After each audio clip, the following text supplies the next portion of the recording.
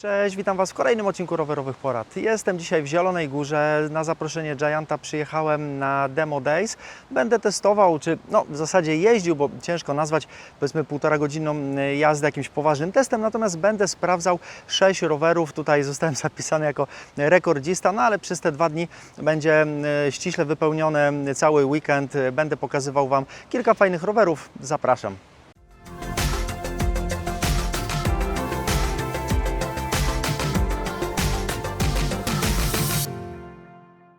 I na pierwszy ogień rower miejski, miejsko-turystyczny Giant Quick E Plus.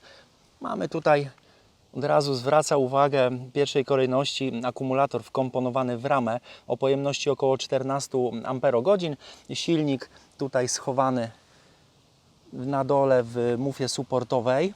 I niestety, jak to oczywiście zgodnie z przepisami, mamy prędkość maksymalną wspomagania ograniczoną do 25 na godzinę, a powiem Wam, że aż się prosi, żeby można było jeździć tym rowerem szybciej, bo silnik jest naprawdę mocny i tutaj nawet w centrum Zielonej Góry, gdzieś pod jakieś góreczki trochę większe, asfaltowe podjeżdżałem, to silnik rwał do przodu, nie było problemu z udźwignięciem mojej masy. I mamy tutaj też fajny zintegrowany bagażnik, spokojnie można tutaj różnego typu sakwy założyć. Rama i widelec są aluminiowe, koła na obręczach 26,5 cala, natomiast mamy tutaj opony Schwalbe Big Ben o szerokości 2 cali, także solidne, szerokie kapcie, które też mimo tego, że nie ma tutaj amortyzatora, według mnie bardzo dobrze, one bardzo fajnie amortyzują. Tutaj ten balon opony jest naprawdę solidny i nie czuć tak naprawdę, że to jest 27,5 cala, a nie typowo jak w rowerach miejskich 28, z tego względu, że opona jest po prostu wyższa. Jeżeli chodzi o sterowanie całym osprzętem, ja o tym jeszcze nie powiedziałem, silnik jest od Gianta. Mamy tutaj bardzo ładny panel wyświetlający wiele informacji i po lewej stronie pod ręką manetka do zmiany trybu wspomagania, do włączania oświetlenia i tutaj do zmieniania informacji. Tak jak to w liczniku, mamy tutaj sporo różnych informacji. Ciekawostką jest to, że będzie wyświetlał nam on również kadencję, czyli liczbę obrotów korbą na minutę. Jeżeli chodzi o zasięg, to wszystko zależy od trybu wspomagania. Tutaj jak widzicie, zmniejszając te tryby, to zasięg pokazuje się nawet 140. Oczywiście na trybie Eco raczej się nie jeździ, ale tutaj do takiej typowej jazdy właśnie tryb normal w zupełności wystarcza. Około 100 km pokazuje nam ten zasięg. Ja nim jeszcze nie przejechałem tyle, żeby to sprawdzić. Tu trochę za krótko. Mamy trochę ponad godzinę, żeby te rowery testować, więc ja nie jestem w stanie tyle kilometrów wyjeździć. Natomiast wygląda to naprawdę fajnie. Natomiast jeżeli chodzi o sprzęt zastosowany w tym rowerze, jest to 10-rzędowa grupa Deore, do tego hamulce z serii MT500, czyli też coś w tych właśnie granicach Deore i założono tutaj i z przodu i z tyłu tarczę o średnicy 180 mm, z tego względu, aby masę tego roweru udźwignąć. Ja go ważyłem z pedałami około 23 kg w rozmiarze M, także taka normalna jak na rower elektryczny, przyzwoita waga. Zobaczmy z ciekawości jeszcze przyspieszenie do 25 na tym najmocniejszym trybie, jest to w miarę płasko. 3, 4. Potrzeba pół obrotu korby, żeby się rower zebrał. Nie wiem jak długo to trwało, ale bardzo krótko. Ten tryb Sport Plus przydaje się oprócz podjeżdżania na wzniesienia, przydaje się także chociażby przy ruszaniu ze skrzyżowania, przejeżdżaniu gdzieś przez skrzyżowania, gdzie czasem trzeba szybko przeskoczyć, to on naprawdę pomaga. I kolejny rower, którym jeżdżę, jest to prawdziwa petarda Giant TCR Advance numer 3. Rower szosowy, co prawda jak widzicie jestem w lesie, ale to zjechałem tylko na chwilę z asfaltu, żeby na spokojnie nagrać o nim kilka słów. Wyścigowy rower w przystępnej cenie. Powiem najpierw o ramie, bo rama tutaj myślę jest najważniejsza w tym rowerze.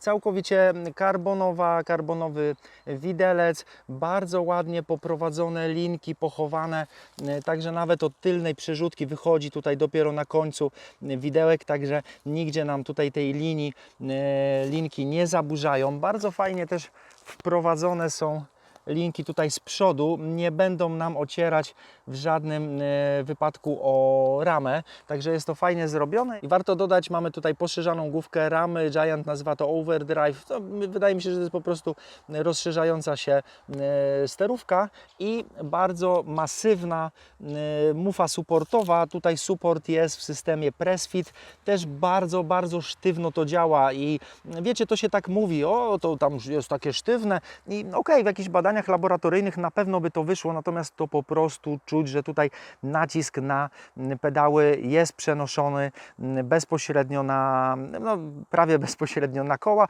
mimo tego, że jeżdżę na górskich pedałach, no bo nie mam szosowych, także założyłem sobie takie zwykłe górskie pedały. Jeżeli chodzi o napęd, osprzęt, jest to całkowicie Shimano Tiagra, kompaktowa korba, kaseta o nie za dużym zakresie. Wszystkie dane techniczne najlepiej zerknijcie sobie na stronie. Karbonowa jest również sztyca o takim wąskim, podłużnym przekroju. Z jednej strony no oczywiście aerodynamika, druga sprawa ale to bardzo fajnie tłumi to drgania. Ja już miałem okazję w zeszłym roku sporo pojeździć na Giancie gravelowym, na Giancie N-Road i tam sztyca miała przekrój trójkątny i to pięknie działało. Tutaj również, jeżeli chodzi o komfort jazdy, mimo wąskich opon, to nawet na jakichś większych nierównościach, na drobnych studzienkach, bardzo fajnie to wszystko współgra i tłumi. I nawet po takiej kostce brukowej, nawet po takiej kostce, ogólnie po strachu kolarzy, jedzie się całkiem komfortowo. Jak widzieliście przed chwilą, był mały krawężnik. Tak jak mówiłem o tłumieniu nierówności, to rama i sztyca bardzo fajnie tłumią. Natomiast trzeba pamiętać o tym, że jednak tak wąskie opony nie wybaczają błędów, także tu wpadnięcie w jakąś większą dziurę, jakąś większą nierówność może się naprawdę słabo skończyć, dlatego nie ukrywam, że jazda tutaj po tej kostce no nie jest naturalnym miejscem dla tego roweru. Wolałbym asfalt, ale przepisy to przepisy.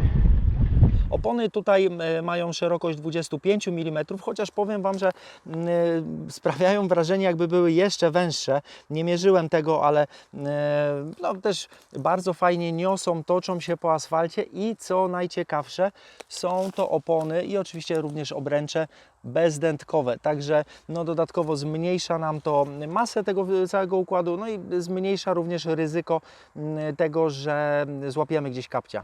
Ja na co dzień jestem przyzwyczajony do jazdy na hamulcach tarczowych, ale powiem Wam, że te Tiagruski szosowe radzą sobie naprawdę dobrze.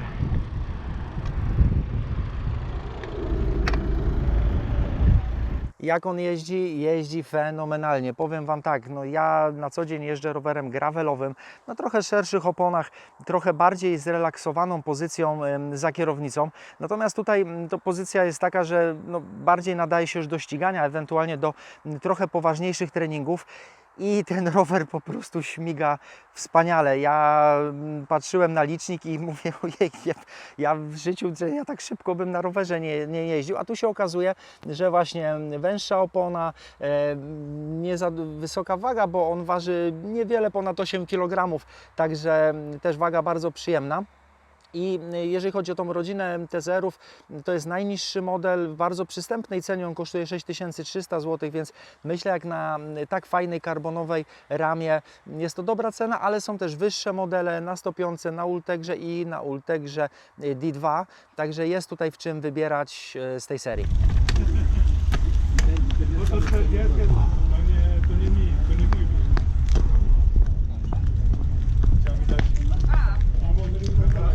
O, petarda. Piękny rower. No i drugi dzień testowania.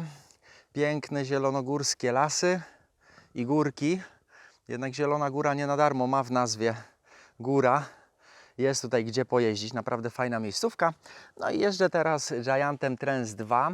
Fullem takim trailowym, o lekkim zacięciu enduro. Z przodu 150 mm na widelcu Foxa, z tyłu 140 mm. No, zawieszenie Giant Maestro. Jeżeli chodzi o samą konstrukcję tej ramy, konstrukcję zawieszenia, to zostało ono przygotowane w ten sposób, że z jednej strony suport, cała korba jest stosunkowo wysoko, także nie zaczepiamy o jakieś większe przeszkody, które pokonujemy. Z drugiej strony sama rama na górze jest obniżona, ten przekrok jest naprawdę duży, także daje to spore pole manewru i spore bezpieczeństwo, także dla osób, które są trochę niższe, ewentualnie mają trochę krótsze nogi, tak jak ja. I jeżeli chodzi o samą jazdę na tym rowerze, no to ja muszę się Wam przyznać, że jeżeli chodzi o jazdę na rowerach z pełnym zawieszeniem, jakąś agresywną jazdę, no to niestety nie jestem tak bardzo doświadczony, jak mógłbym być. Mam w planach jeszcze może za jakiś czas trochę dłużej pojeździć tego typu rowerami. Natomiast nawet dla takiej niedoświadczonej osoby, która chciałaby pojeździć sobie po prostu po górach, czerpać przyjemność z jazdy, ale także korzystać z tylnego zawieszenia, które daje naprawdę duże poczucie bezpieczeństwa podczas jazdy, to tego typu rower jest naprawdę bardzo fajnym rozwiązaniem. Jeżeli chodzi o napęd, jaki zastosowano w tym rowerze, jest to grupa Shimano SLX 1x11, z przodu 30 zębów na korbie, z tyłu taka patelnia 1146. No, pozwala to naprawdę bardzo fajnie podjeżdżać na większość zniesień. Trzeba mieć oczywiście na te bardzo strome podjazdy mocną nogę, natomiast przy tych właśnie średnio stromych górkach spokojnie sobie tutaj można dać radę. Trens naprawdę nieźle radzi sobie z podjeżdżaniem. Podjeżdżam teraz pod 12% podjazd. No, zaryzykowałbym stwierdzenie, że blisko mu do sztywniaka. Przynajmniej na pewno to moja kondycja, a raczej jej brak, znaczy nieprzygotowanie do takich podjazdów sprawia, że ja jestem ograniczeniem, a nie rower. Ale da radę na nim spokojnie podjeżdżać. Jeżeli chodzi o koła, no to tutaj mamy opony Maxxis High Roller, 27,5 cala średnica koła, szerokość 2,4, także też ten balon opony jest bardzo fajny, a do samej ramy jeszcze wejdzie trochę szersza opona. Koła są zrobione na bezdętkach i opony dają naprawdę dobrą przyczepność. Tutaj mamy gruby klocek, no, na asfalcie oczywiście szumi to strasznie, natomiast asfalt nie jest naturalnym środowiskiem tego roweru są właśnie takie miejsca. Mamy tutaj też regulowaną sztycę, przydaje się to bardzo na zjazdach. Na kierownicy jest manetka i możemy sobie bardzo fajnie podczas jazdy te sztyce ustawić, czy na zjazdy, czy na podjazdy. I na razie tyle o tym rowerze. Ja jeszcze postaram się kilka przebitek wrzucić z jazdy. Jeździ się na nim naprawdę dobrze. Ale tak jak mówiłem, no jeszcze będę starał się takim rowerem wziąć taki rower na dłuższe testy i pojeździć nim trochę dłużej, żeby przygotować Wam taki prawdziwy test. No i kolejny rower Giant TCX Advance SX, długa nazwa. I jest to rower przełajowy z pewną nutką gravelową. Bardzo fajna sportowa rama. No niech Was tutaj nie zwiedzie to, że jest tak wsunięta mocno sztyca. Jest to rozmiar M, ja wolałbym S, a nawet nad XS-ką bym się zastanowił. Tutaj, jeżeli chodzi o mój wzrost i długość moich nóg. A jeżeli chodzi o samą sztycę, jest ona o takim przekroju w kształcie litery D. No tutaj tego niestety tak dobrze nie widać. Tak jak już mówiłem wcześniej, ja miałem z nią styczność w Giancie N-Road i to naprawdę pięknie działa. Oczywiście w momencie, kiedy jest wysunięta sporo wyżej, ale nawet tu w tym momencie to i tak sama rama bardzo dobrze tłumi nierówności. Tu jazda jest, no można powiedzieć, komfortowa. Oczywiście nie szukamy może jakiegoś wybitnego komfortu podczas jazdy po bezdrożach, natomiast nie trzęsie na tym rowerze i bardzo fajnie pewnie trzyma się drogi. Rama ma oczywiście wewnętrzne prowadzenie linek, jest tutaj też przygotowane miejsce w razie, gdyby ktoś chciał założyć przednią przerzutkę. Podoba mi się tutaj też wyprowadzenie przewodu od tylnej przerzutki. Może ewentualnie byłoby miło jeszcze, gdyby tutaj przewody były wprowadzone od przodu, tak, no to lekko nam będzie to ocierać, tutaj przydałoby się zabezpieczyć ramę przed ocieraniem o przewód. Mamy tutaj osprzęt SRAM Apex, 1 z przodu, tarcza 40, jeżeli dla kogoś byłoby to za dużo, można sobie spokojnie zmienić na coś trochę mniejszego. No i z tyłu 11 kaseta 1142. Jeżeli chodzi o działanie samego napędu, to tutaj nie mam żadnych zastrzeżeń i porównując ją nawet do napędu oczko wyższego SRAM Rival, to ja nie widzę jakiejś wielkiej różnicy w działaniu. Tak samo jeżeli chodzi o hamulce, tutaj przynajmniej w suchych warunkach spokojnie sobie dają radę. Tutaj tarcze są 160 i one w zupełności wystarczają. Sama rama wykonana z kompozytu węglowego, tak samo widelec. Mamy tutaj też możliwość w razie czego przykręcenia przedniej przerzutki. W tym momencie jest tutaj taka osłonka, która zapobiega spadaniu łańcucha, natomiast i tak nie wiem, czy ona nie jest założona też tak na zasadzie dodatkowego zabezpieczenia, ponieważ tutaj na korbie mamy zębatkę Narrow White, czyli i tak spadanie łańcucha jest, wydaje mi się, kiepską sprawą. Mi się nigdy nie udało z takiej zębatki łańcucha zrzucić. Jeżeli chodzi o koła, no to oczywiście 28 cali, opony Maxxis Rambler o szerokości 40 mm. Tu jest właśnie ta nutka gravelowa, o której mówiłem. Tradycyjnie do przełajów zakładamy opony 30-33 mm. Tutaj opona jest szersza. Jeszcze wydaje mi się, żeby troszeczkę szersza opona się tutaj jeszcze zmieściła. Zbieżnik mamy prawie semislikowy. Są tutaj klocuszki po bokach. Na środku jest bardzo delikatny bieżnik. Jeżeli chodzi o jazdę po piasku, to dają sobie fajnie radę. Oczywiście w jakimś kopnym piachu może się pojawić problem. Rower zaczyna tańczyć, no ale to jest już, myślę, oczywista sprawa. Natomiast na asfalcie okazuje się, że też bardzo fajnie niosą i jeżeli chodzi właśnie o dobór opon, są naprawdę dobrze dobrane, są bardzo uniwersalne. Oczywiście, jeżeli ktoś chce jeszcze ostrzej pośmigać gdzieś po lesie, może zastanowić się nad trochę grubszym, bardziej wyrazistym bieżnikiem. Sama kierownica baranek, ale też mamy lekko tutaj na boki odchylające się końcówki kierownicy, także też w dolnym chwycie zwiększa to stabilność, pewność jazdy. Samo prowadzenie tutaj też jest na naprawdę dobrym poziomie, klamkomanetki są wygodne. Ja też je znam właśnie z grupy Rival, są bardzo podobne. Jeżeli chodzi o działanie tutaj, zmianę biegów, to też nie mam do tego żadnych zastrzeżeń i jeżeli chodzi o samą filozofię zmiany biegów, no to jak to u SRAMa, jedno krótkie wciśnięcie zrzuca na cięższy bieg, dłuższe wciśnięcie zrzuca na bieg lżejszy. Możemy też kilka zredukować biegów naraz i jest to trochę inna filozofia niż u Shimano, natomiast mi się bardzo podoba. Jeżeli miałbym wybierać czy Shimano, czy SRAM, to szczerze mówiąc ciężko byłoby mi wybrać. Oba są dobre. Jeszcze rzut oka na koło. Mamy tutaj sztywne osie zarówno z przodu, jak i z tyłu. Myślę, że to teraz już jest standard w rowerach z tej półki cenowej. Tarcze hamulcowe 160 mm z przodu, z tyłu. Tutaj też do siły hamowania, do samej modulacji nie mam żadnych zastrzeżeń. Jeszcze jedna rzecz, która mi się niezmiernie w tym rowerze podoba, o czym wielu producentów zapomina. 2 mocowania na koszyczek na bidon. Tutaj może akurat to mocowanie jest dosyć nisko, także trzeba byłoby dokupić specjalny koszyczek, który nie będzie nam zahaczało ramę, ale jest to bardzo fajne.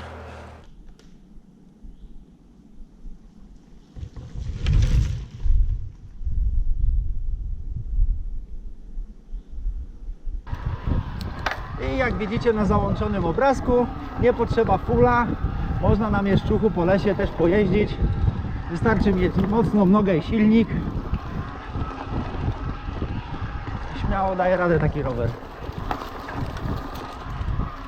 Powiem Wam, że moje życie nie było do końca pełne, dopóki nie pojeździłem elektrycznym fullem. Giant E Plus Pro. Trochę z przypadku nim udało mi się pojeździć, ponieważ on był porezerwowany na całe 2 dni przez ludzi. Na moje szczęście ktoś go nie odebrał, no, jego czy jej strata. Niech żałuje. Full na 140 mm widelcu z przodu. Bardzo fajna trialowa charakterystyka i powiem Wam, że część osób może powiedzieć, ok, silnik elektryczny to pewnie oszust. Silnik i akumulator bardzo ładnie wkomponowane produkcji Gianta, że oszust, że jak to tak można, ale powiem Wam tak, jeżeli chcecie czerpać przyjemność ze zjazdów, to no, tutaj no, nie ma co ukrywać, że to właśnie silnik elektryczny daje taką właśnie wielką frajdę, że możemy kilka razy więcej, częściej sobie pozjeżdżać właśnie korzystając z tego, że silnik nas pomoże na podjeździe. Bo tutaj to wygląda tak, że jeżdżę sobie teraz no, nie w lesie, tylko w parku w Zielonej Górze, ale też bardzo ładne tutaj są góreczki. I zjechałem z jednego fajnego zjazdu, mówię, o, ale bym sobie zjechał z tego jeszcze raz. A rower mówi, dobra, no to zawracaj, nie ma problemu. I żeby nie było, na takim rowerze też można się trochę zmęczyć. On po pierwsze no, wspomaga tylko do 25 na godzinę, tak mówią przepisy. Druga sprawa jest taka, że no jednak balansowanie, prowadzenie, trzymanie tego roweru też wymaga przynajmniej minimalnej ilości siły i w tym prowadzeniu pomagają opony Maxxis Recon o szerokości 2,6 cala. Tutaj oczywiście ciut jeszcze szersza opona by weszła, no ale trzeba pamiętać też o prześwicie na błoto, na liście, na gałęzie, ale tutaj też ta opona no, prowadzi naprawdę świetnie. Ja już bym to porównał do jakiegoś buldożera tak naprawdę. No i samo też zawieszenie wybacza naprawdę masę błędów. Jeżeli chodzi o wyposażenie tego roweru, no to mamy tutaj napęd z grupy Deore, tylna przyrzutka Shimano XT ze sprzęgiełkiem. Jest tutaj też sztyca regulowana, przyda się podczas zjazdów.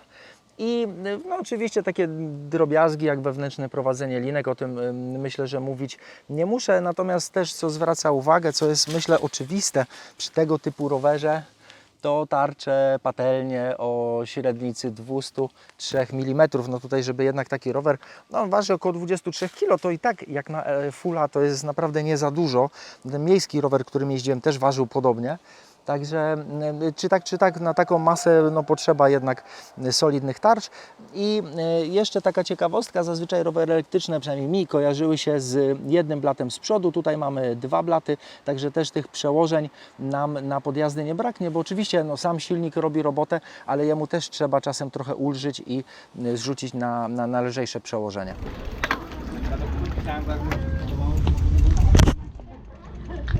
Zresztą niedługo się pojawi u nas nowa aplikacja, która pozwoli nam monitorować tętno.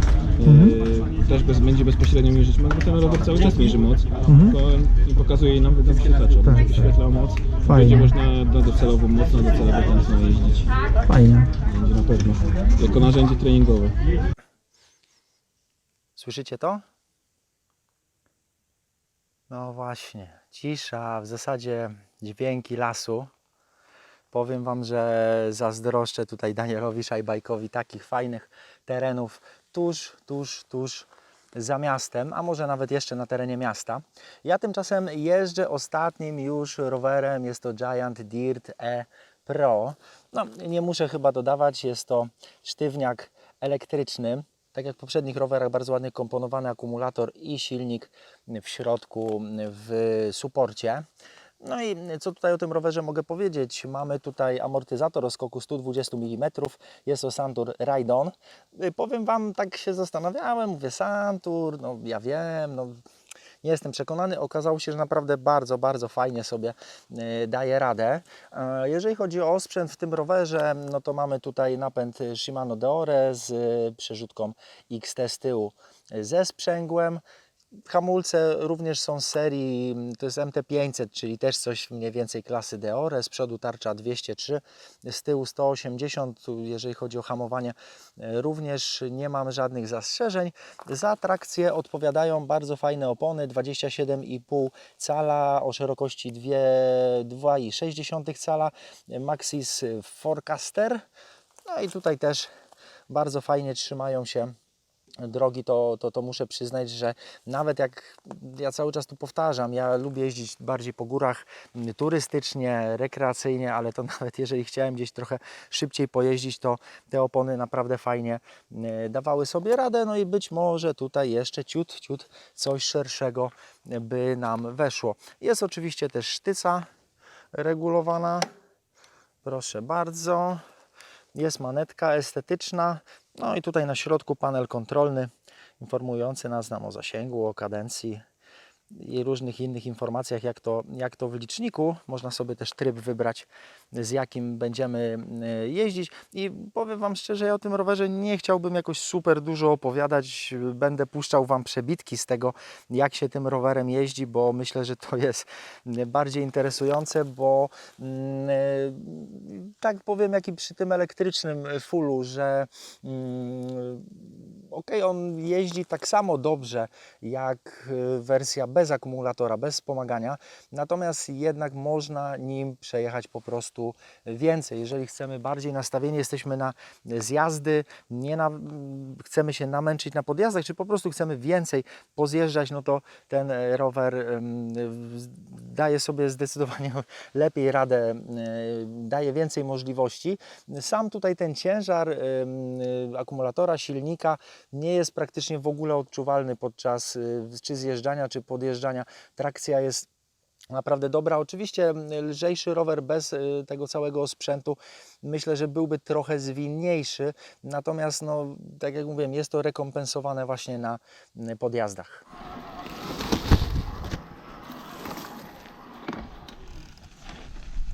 Elektrykiem daje radę, nie? No,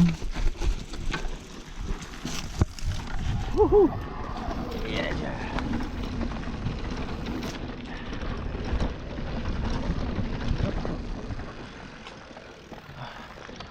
Dobre hamulce.